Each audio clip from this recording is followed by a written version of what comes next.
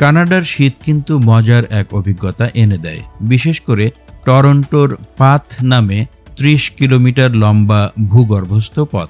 এখানে রয়েছে মল, রেস্টুরেন্ট, দোকান, সবই মাটির নিচে। শীতকালে মানুষ বাড়ি থেকে বের হয়ে অফিস বা শপিংয়ে যায় মাটির নিচ দিয়ে হেঁটে।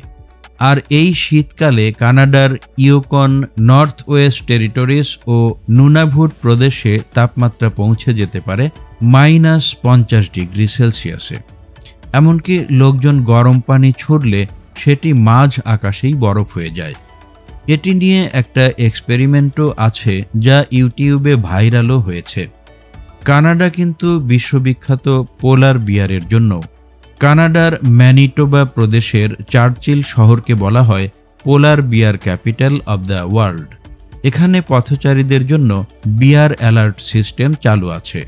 পোলার বিয়ার যদি চলে আসে, সিস্টেম থেকেই সতর্কবার্তা আসে।